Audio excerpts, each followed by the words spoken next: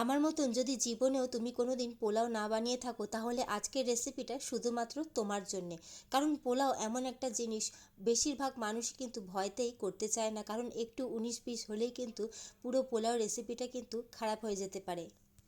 তো সে যাই হোক, বাড়ির লোকের সাপোর্ট নিয়ে আমিও কাল বানিয়ে নিয়েছিলাম বাসমতি চাল দিয়ে বাসন্তী পোলার এই রেসিপিটি, যেটা খেতে তো ভালো হয়েছিল কিন্তু তার থেকেও মোস্ট ইম্পর্টেন্ট, এটা ঝরঝরে হয়েছিল। গোবিন্দভোগ চাল দিয়ে বাসন্তী পোলাও তো অনেকেই খেয়েছো, পারলে একবার বাসমতি চাল দিয়ে বাসন্তী পোলার এই রেসিপিটা ট্রাই করে দেখতে পারো। চলো তাহলে কথা না বাড়িয়ে শুরু করা যাক আজকের রেসিপি, বাসমতি চালের বাসন্তী পোলাও। সবার প্রথমে আমি চালটা ভালো করে ধুয়ে নেব, আর তার জন্য আমি এখানে 2.5 কাপ চাল নিয়েছি, বাসমতি চাল অবশ্যই। তো 2.5 কাপ আমি মেপে মেপে কিন্তু চালটা দিয়ে দিচ্ছি, তোমরা দেখতেই পাচ্ছ 2.5 কাপ আমি চাল ইউজ করেছি এখানে।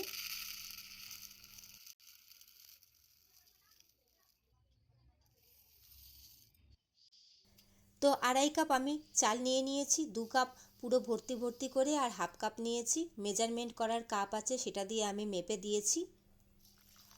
সবার প্রথমে আমি চালটা ভালো করে 3-4 বার জল পাল্টে ধুয়ে নেব পরিষ্কার করে।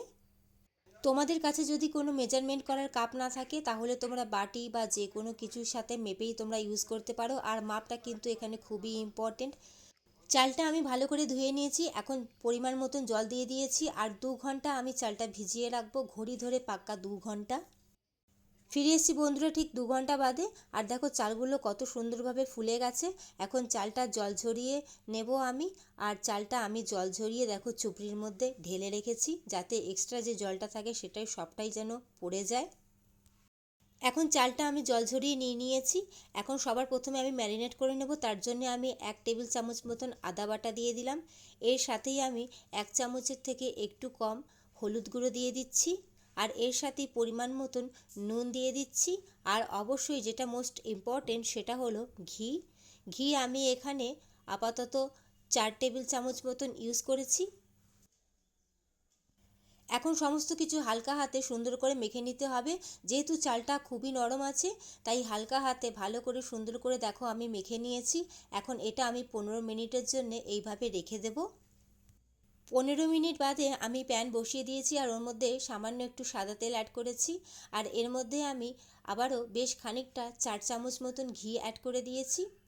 যেহেতু পোলাও তাই অবশ্যই ঘিটা একটু বেশি লাগবে, আর এটা তোমরা শুধুমাত্র ঘিতেও করতে পারো, আমি সাদা তেল ঘি দুটো মিশিয়ে করেছি।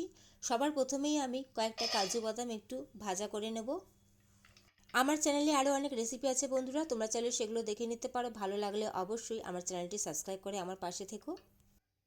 কাজু বাদামটা একটু ভাজা হয়ে গেছে, এর মধ্যে আমি কয়েকটা কিশমিশ দিয়ে দিলাম, আর কিশমিশটা জাস্ট 1 মিনিট মতন একটু নাড়াচাড়া করেই আমি তুলে নেব তেল থেকে। বেশি লাল লাল করলে কিন্তু তখন টেস্টটা কিন্তু খারাপ হয়ে যাবে। তো ভাজা হয়ে গেছে, এখন তেল ঝরিয়ে আমি এটা তুলে নিচ্ছি। এখন ম্যারিনেট করা চালটা আমি এই ঘিয়ের মধ্যে পুরোটাই অ্যাড করে দিয়েছি, আর হালকা হাতে ভালো করে আমি 10 মিনিট সময় নিয়ে এটা একটু নাড়াচাড়া করে নেব। 10 থেকে 15 মিনিট আমি হাতে সময় নিয়ে গ্যাসের ফ্লেমটা অবশ্যই লোতেই রেখে কিন্তু নাড়াচাড়া করে নেব কন্টিনিউ, যাতে চালটা অনেকটাই ঝরঝরে হয়ে যায়।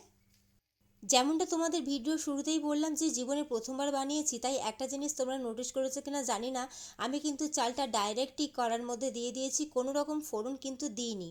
তাই তড়িঘড়ি আমি এটা অন্য গ্যাসে সরিয়ে এখানে দেখো আর একটা কড়াই বসিয়ে ওর মধ্যে সামান্য একটু ঘি দিয়ে ওর মধ্যে আমি একটা তেজপাতা আর গোটা গরম মশলা, এলাচ, লবঙ্গ, দারচিনি আমি দিয়ে ভালো করে একটু নাড়াচাড়া করে কয়েক সেকেন্ড এটা আমি ডাইরেক্ট আবার পোলার মধ্যে কিন্তু ঢেলে দিয়েছি। তো দেখতেই পাচ্ছ পোলার মধ্যে আমি মিশিয়ে দিয়েছি। এখন আবার এটা আমি গ্যাসের ওপর বসিয়ে দিয়ে আবারও আমি এটা 5 মিনিট আর একটু নাড়াচাড়া করে নেব, যেহেতু 5 মিনিট অলরেডি আমি নাড়াচাড়া করে নিয়েছিলাম। পোলাও বানানোর টেনশানে কিন্তু আমি ফোড়নটাই মিস করে দিয়েছিলাম। তো চালটা দেখো রঙটা চেঞ্জ হয়ে গেছে, চালগুলো দেখো সব ছাড়া ছাড়া হয়ে গেছে।